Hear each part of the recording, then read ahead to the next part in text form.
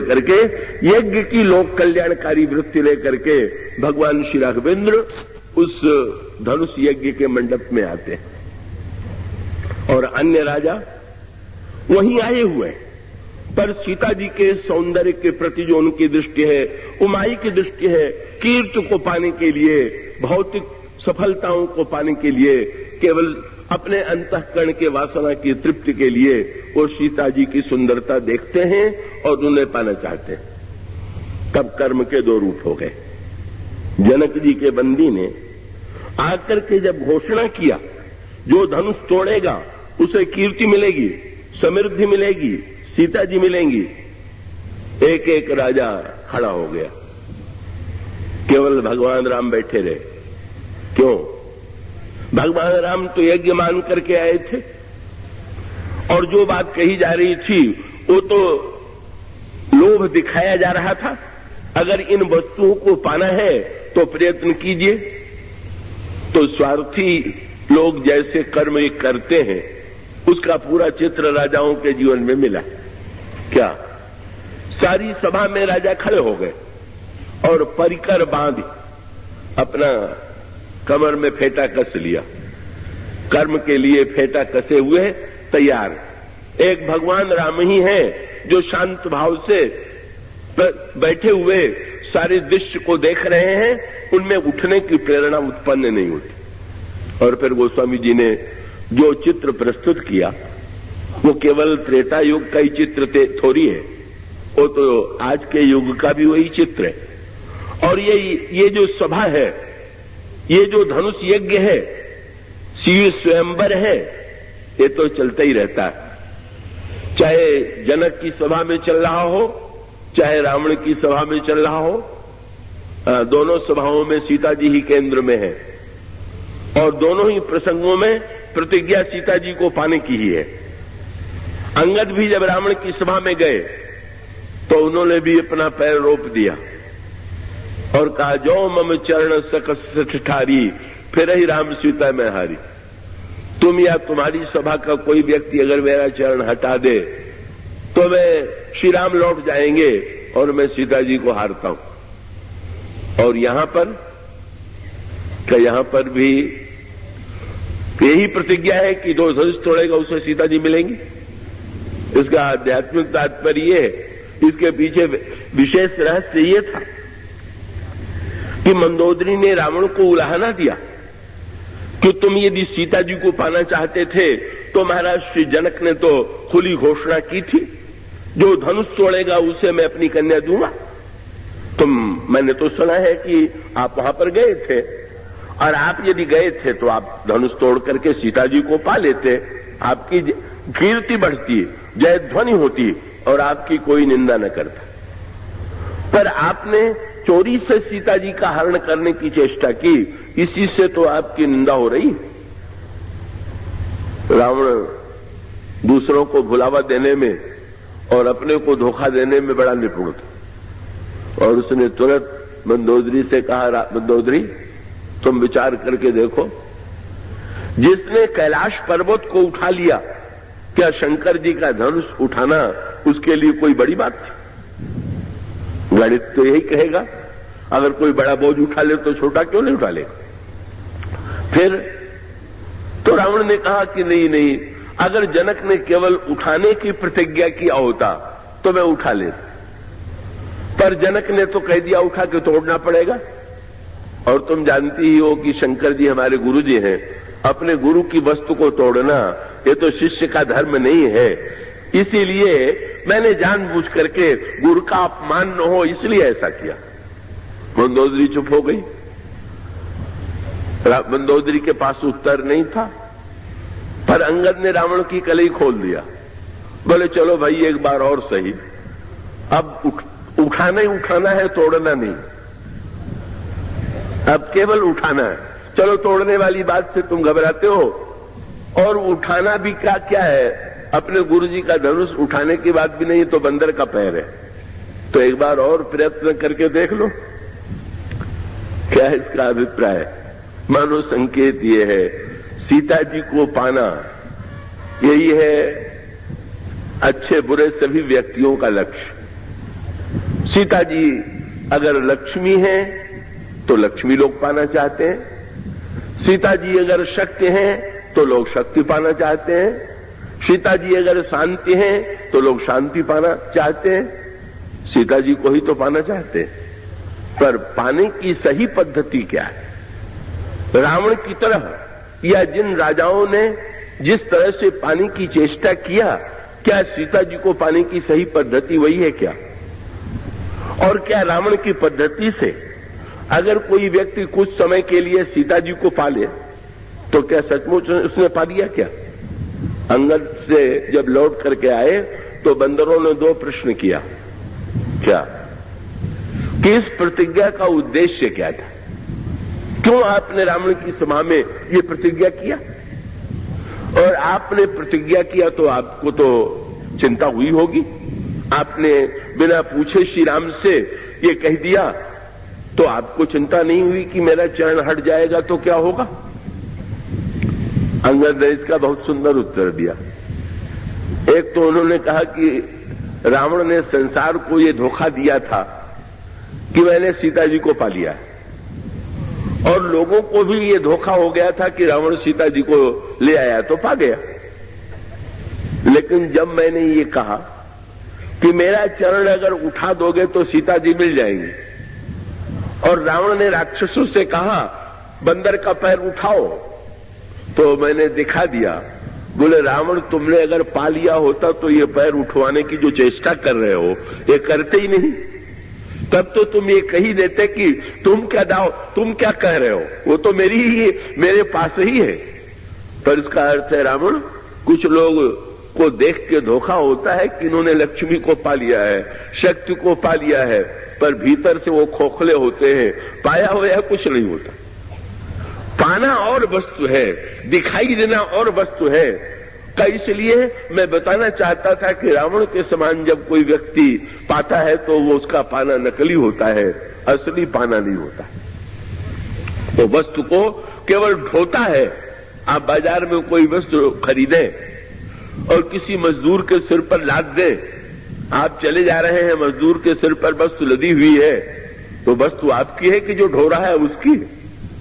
अरे भाई, जो ढो रहा है उस बेचारे को तो उसकी मजदूरी मिलनी है, वस्तु तो आपकी है। इसी प्रकार से बेचारे लक्ष्मी को ढोने वाले, पद को ढोने वाले, विद्वत्ता को ढोने वाले बहुत से व्यक्ति हैं, और सचमुच जो उसका सचमुच पा चुके हैं उनका आनंद दूसरे प्रकार का।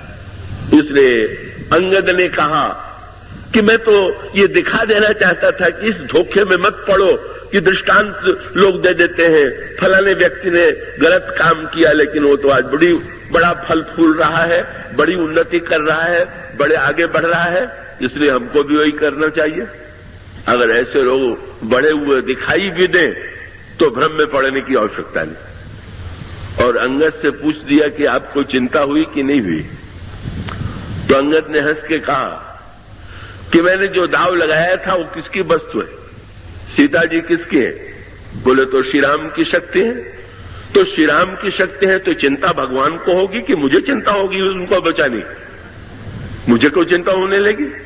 और उन्होंने कहा मेरा चरण तो सबने पकड़ लिया उस समय, मेरा चरण तो का उठने की कोई संभावना ही नहीं थी।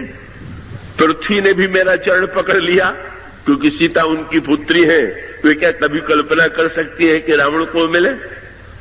और हनुमान जी जैसे भक्त का संकल्प भी मेरे चरण को पकड़ लेता है। क्यों? हनुमान जी ने रावण को उपदेश दे दिया था कि राम चरण पंकज उर धरहु, लंका अचल राज्य तुम करो। भगवान के चरण को धारण करो तो लंका का पद अचल हो जाएगा। अंगद ने कहा मैंने तो हनुमान जी के वाक्यों पर विश्वास कर लिया कि जब संत कहता है कि भगवान का चरण हृदय में धारण करने से लंका का पद अचल हो सकता है, तो क्या मेरा पद उनका अचल नहीं हो जाएगा? तो अब चिंता हो तो या तो संत को हो या भगवान को हो कि उनकी बात झूठी न होने पावे। मैं तो निश्चिंत भाव से, मनुसूत्र ये है, उन्हें पा दे, या तो व्यक्ति पा नहीं सक रहा और पाता है तो रावण की पद्धति से पा करके अंत में खो बैठता है। और या धनुष यज्ञ में जो राजा एकत्र हुए हैं उनके कर्म करने की पद्धति हमारे जीवन में है। हम भी कर्म करने के लिए फेंटा कसे हुए हैं और उतना ही नहीं, बड़े बेचैन, भाग दौड़ की होड़ लगी हुई है। ऐसी सभा में जनक के भगदड़ लगी कि ये लगे ही नहीं कि राजा लोग एकत्र हैं। क्यों? सबकी होड़ यही है कि हमसे पहले कोई पहुंच करके कहीं ये वस्तु न पाले, सीता को न पाले, कीर्ति न पाले, इसलिए होड़ दौड़ लगी हुई। चारों ओर से राजा बढ़े और जब बढ़े तो क्या करते हैं? चले इष्ट देवन सिर नाई। किसी ने गणेश जी से प्रार्थना किया, किसी ने शंकर जी से, किसी ने विष्णु भगवान से, किसी ने पार्वती जी से, लेकिन ये सारी प्रार्थना और पूजा व्यर्थ गई।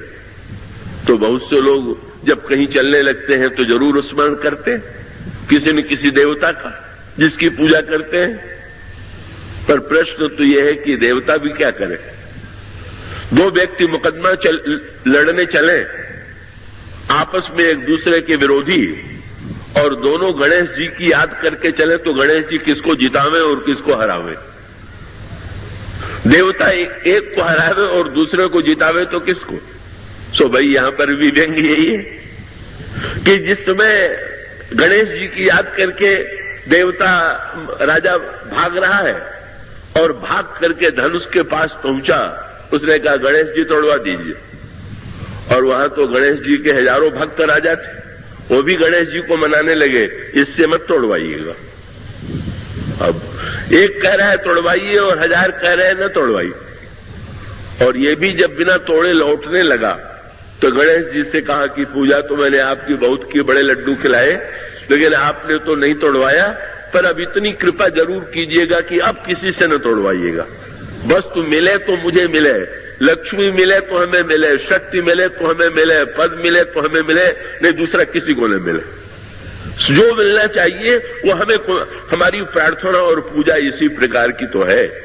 वो दो धनुष यज्ञ का सारा वो दृश्य तो जीवन का सत्य है। अगर गहराई से झांक करके देखें वही क्रिया चल रही। और उसके बाद भगवान राम मुस्कुराते हुए सारे दृश्य का आनंद ले रहे हैं।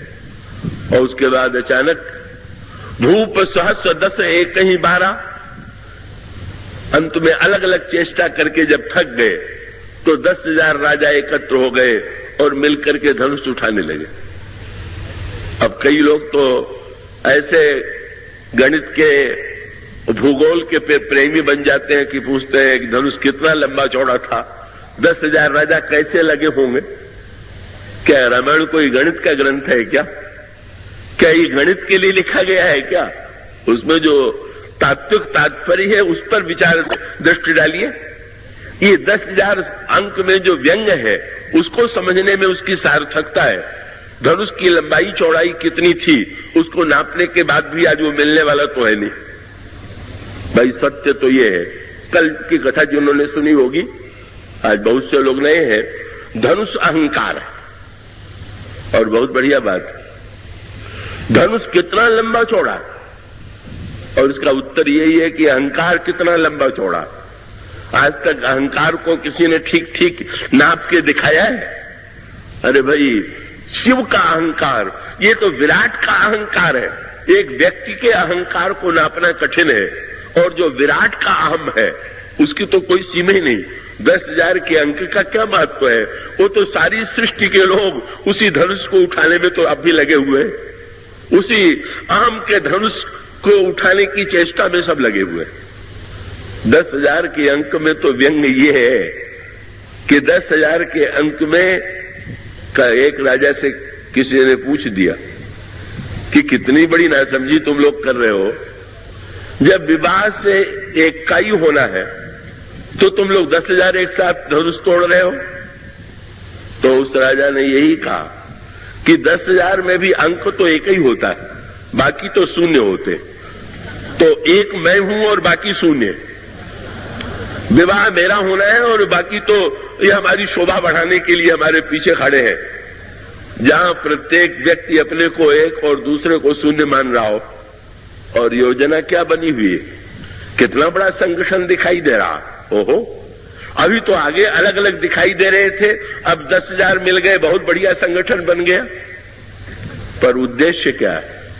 10,000 मिलके पहले तोड़ो और फिर तलवार निकाल के आपस में लड़ो और 9,000 से 999 का सिर काटो, तब एक का विवाह। ये मिलेंगे भी तो आपस में फिर बंटवारा और झगड़ा करने के लिए, दूसरे का सिर काटने के लिए। यही मानो स्वार्थ कर्म की प्रवृत्ति है, यही स्वार्थी लोगों की प्रवृत्ति है।